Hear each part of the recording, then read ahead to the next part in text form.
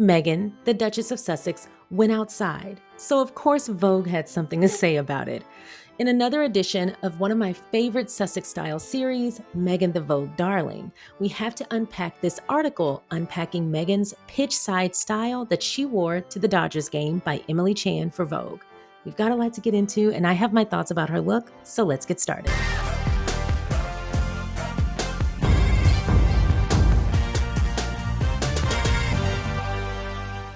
My favorite royals and inhabitants of the sunny West Coast were out and about this past week at an LA Dodgers game. We got some behind the scenes footage of Meghan and Harry. We also saw them take a photo with Magic and Cookie Johnson. They seemed like they had an amazing time. And of course, Vogue had to come through with a breakdown of their attire. Now, when I saw their outfits, not only did I say, oh my God, not them finding a way to make one of the grimiest experiences possible, being outdoors at a sporting event, look chic, but they looked really good, in theme, and appropriate at the same time. When I go to Rangers games, I wear a musty old t-shirt and shorts, maybe a ball cap if the sun is out. I am not looking cute, but I am going to be taking some cues from Meghan's outfit. So the next time I hit up a a Rangers game, I won't be looking crazy. Thank you, Meghan. So Vogue did a breakdown of their outfits. I have thoughts, but before we get into that, if you haven't already, please don't forget to like, subscribe, and share. And let's get into Vogue's commentary.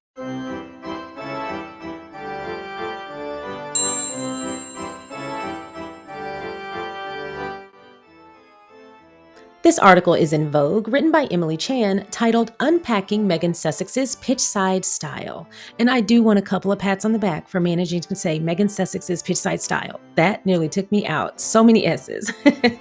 When Meghan, the Duchess of Sussex, made her first public appearance with Prince Harry at the Invictus Games in Toronto back in 2017, her choice of outfit caused a stir. Not least because the white button-down shirt she wore, by her friend Misha Nunu's brand, was named the husband shirt.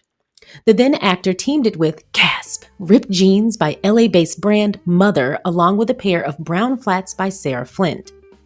I remember that outfit like it was just yesterday. It's actually still one of my favorite fashion moments from her. I just feel like it was such a declaration of, this is who I am, take it or leave it, and I took it and I absolutely loved it. Fast forward to 2025, and it seems that Meghan's pitchside style has largely remained the same. Attending the World Series game between the Los Angeles Dodgers and the Toronto Blue Jays with Prince Harry last night, the Duchess of Sussex once again opted for a crisp white shirt teamed with a pair of dark wash skinny jeans by Veronica Beard, a navy sweater slung over her shoulders, and black-heeled boots by Stuart Weitzman. Meanwhile, Prince Harry wore a white t-shirt, navy blazer, matching chinos, and brown desert boots, with the couple sporting matching LA Dodgers caps. Now, I want to remind you, this was published yesterday, so that's why she said last night was the game, but I'm actually a day late reporting on this. While Meghan Sussex may have been in off-duty mode in LA last night, her commitment to the white button-down knows no bounds. Take her surprise appearance at Pier Paolo Pacioli's debut Balenciaga show during Paris Fashion Week, where she wore a luxe take on the everyday staple with a matching shawl and wide-leg trousers, proving the classic white shirt works for every occasion. That is true, but that was actually it was more so a cape. I mean, it was kind of a combo of both. Although the Duchess may have been on a high fashion streak of late, see also the strapless tweed Chanel dress she wore for a dinner at Soho House, it's clear that the royals' off-duty wardrobe hasn't really changed over the years. Like so many of us, it seems that Meghan is most at home when in a button-down and jeans.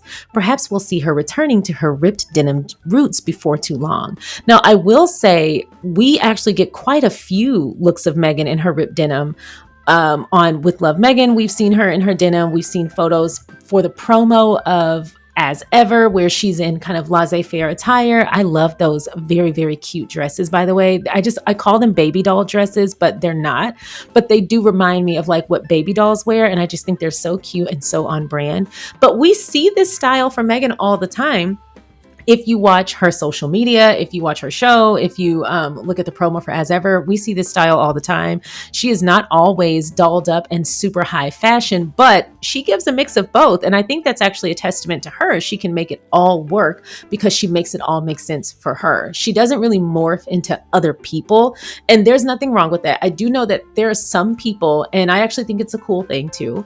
There are some people who have like personas. And so when they want to go into a certain mode, they kind of put on a persona so that they can really serve in that mode. And I actually think that's cool. When I was in dance, drill team, I am kind of shy.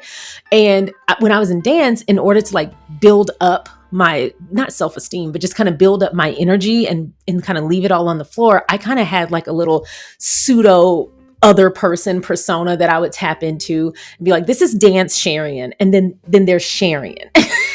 So I could really get into it, and it really helped me. And so that is a normal thing, but something that I love about the way Meghan kind of slips in and out of these fashion moments, and they're so vastly different from one another, is the fact that she makes them all make sense for her.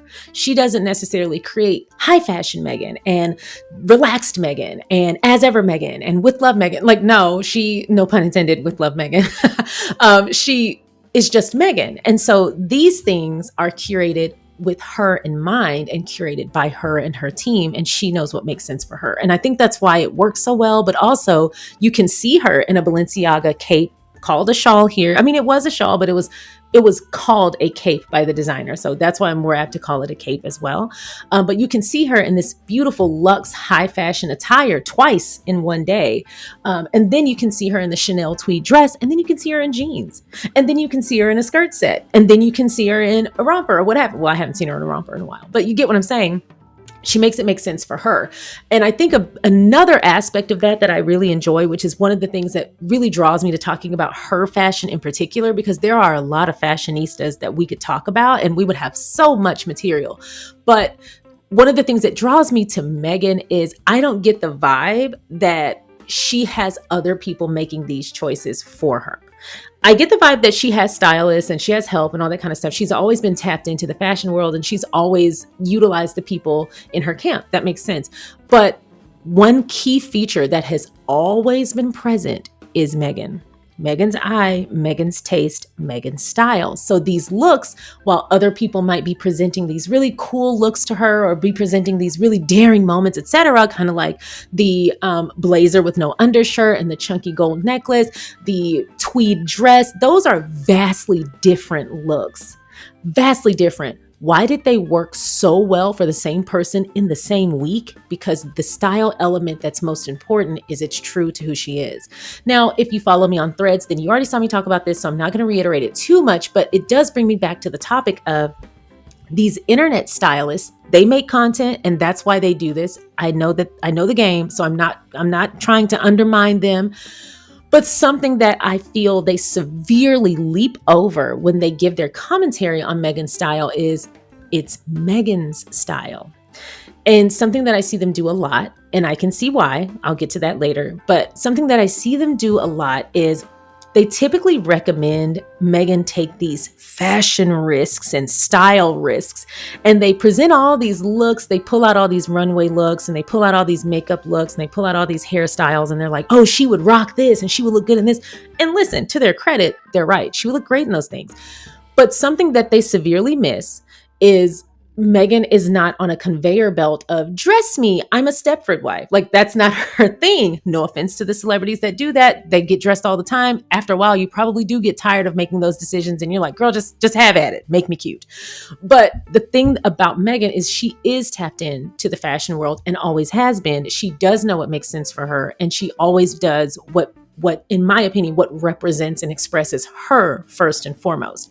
So she's not a Barbie doll. Now, because Meghan is a lovely woman, she's beautiful, she's got a lot of really great features, I can see why stylists are drawn to her for that type of content and kind of putting out there what they would love to see her in. And there's really no harm in that.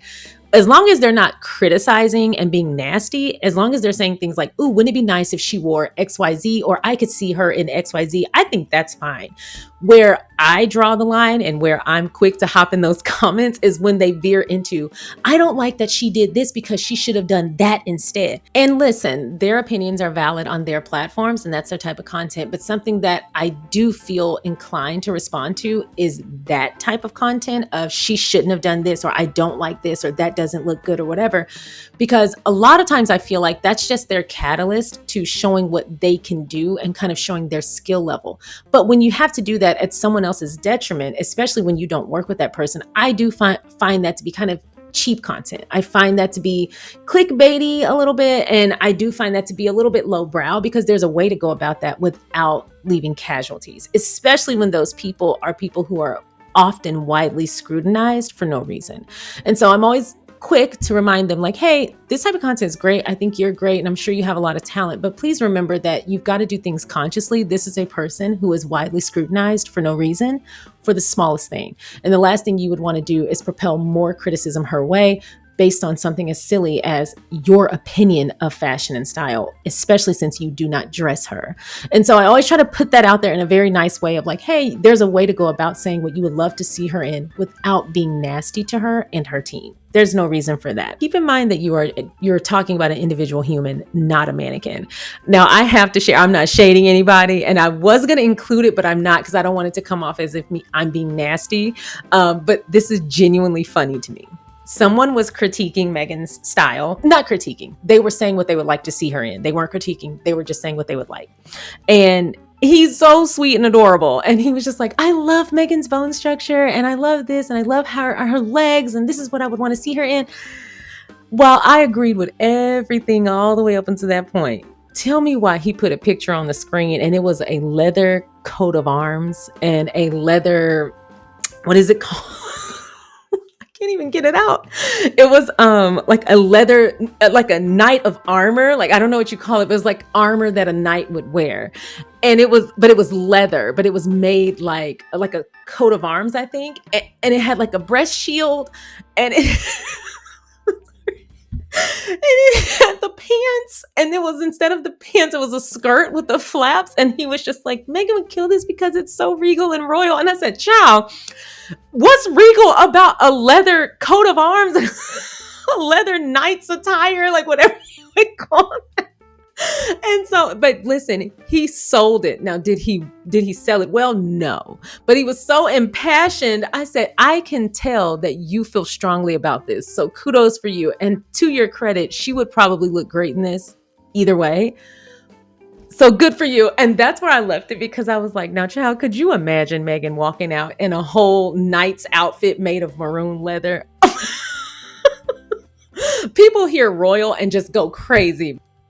Back to the topic at hand. One of the things that I love about Vogue covering Meghan's style in general is not only are they the best, they highlight what works for her and what makes sense for her, and they always honor that she brings herself to the wardrobe. That is what's most important to me. And so I thought I would share that since we are on the topic. Now, as far as this outfit, like I said, when I go to baseball games, I am in jeans, maybe some flip-flops, or as Kevin Hart says, some flops. Maybe I'm in some jeans or some cargo shorts or some flops and a Rangers t-shirt, and I don't know who's on the team. I usually just go for the experience, like to hang out with whoever invites me. Sometimes we sit in the box, sometimes we sit in the stands. I actually prefer baseball in the stands. I'm not going to lie. Now, basketball, I like the box. Football, I'm cool with the box, but I don't enjoy football games in general. But when I go to basketball games, the box is the only way to go for me. But when it comes to baseball, I've been in the box a couple of times, and it's just not the same, because there's a key element to baseball. It's being outside and being gritty. Always living with the expectation that a ball could hit you in the face and you're going to go home with a black eye and a missing tooth, but you're going to be well fed on nasty, greasy hot dogs, and you're going to have had a good time outdoors. And that's what's most important. This is so cute and chic. Both of them are. Both of them look good. I love, let's start with Harry. I love it said it was a blazer, so I'm assuming they're right, but judging by the sleeves, that's a sweater. That looks like a sweater to me. Y'all let me know, is that a blazer or a sweater to you? Because see, it's translucent a little bit, so you can kind of see through the sleeve. You really can't see through blazers like that. So I think this is actually just a knit sweater. I love the navy knit sweater with the white t-shirt, the jeans, and the boots. Now, I love these boots. Every year around fall, my husband stocks up on these boots. I think these are Chelsea boots. He stocks up. He absolutely loves them. And so I've grown to really like them on guys. I think they look really nice. And I love the way Harry is wearing these.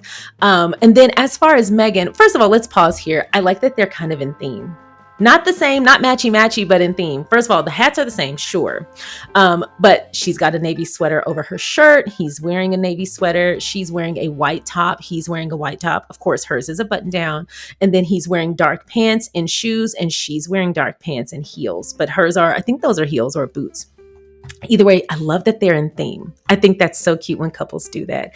But anyway, I love both of their style. Now, Meghan's makeup here, I don't know like what her routine is, but the first thing I noticed was this makeup. I thought it was absolutely beautiful. There was just this natural glow. That's a tricky thing too. And if you guys have any tips, please let me know. But wearing makeup to outdoor events is always something that vexes me because sometimes I get it right and then sometimes I don't.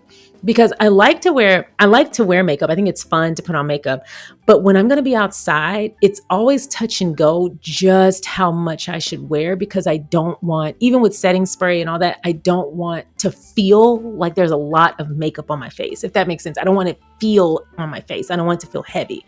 And so being outdoors can make or break me when it comes to a good look. This is beautiful. This looks very natural. I love this look. Anyway, we saw them go backstage. We saw them in like the box area. We saw them getting their food. We saw them with Cookie and Magic Johnson. I love that photo. I thought it was so cute. We saw her and Harry having fun and giggling together. And I do have to say, yes, Meghan looked great. Yes, Harry looked great. It looked like they had a wonderful time. But the true star of the show was Meghan's hot dog. First of all, she dresses hers up the same way I like mine. So that's probably why I'm inclined to really want to bite. But it absolutely put me in the mood to go to a baseball game and just load up on hot dogs and maybe have some chili on some of mine too. Really mix it up a little bit. But anyway, that was the star of the show. That hot dog looked good. It really made me want to bite. But anyway, I'm so glad to see that they had a really good time. And I do want to note that someone left a comment under when I first posted the videos of them arriving at the game on my shorts. Somebody commented and said, it's really nice to see them going out and about and just having fun and they can do whatever they want. And I had a moment with that comment. I had a moment. I saw a lot of wonderful comments, but that's the one that like stopped me. And I sat with that for a second and I was like, that's really the beauty of all of this. That is the best part. Like we've made it to the good part. And I just had a moment with that. So thank you to the person who left that comment. I thought that was so sweet. I'm going to go back and find it and pin it so that everybody can see it. I thought that was great. Anyway, what do you guys think of Vogue's assessment of Harry and Meghan's attire? What were your thoughts about this attire? And do you think this is a sweater or this looks like a sweater to me, but you know, I don't have the best eyes in the world. So y'all let me know. Am I correct about that? That's all I have for you guys today. That was a fun Sussex style. I will be creating the Vogue Darling playlist separate from the Sussex style playlist so that if you want to just see the Vogue videos, you can.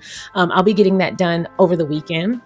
But that's all I have for y'all. Thank y'all so much for watching. If you haven't already, please don't forget to go ahead and like this video, subscribe to the channel, and don't forget to share so that more people can find us. And I will see y'all next time. Bye.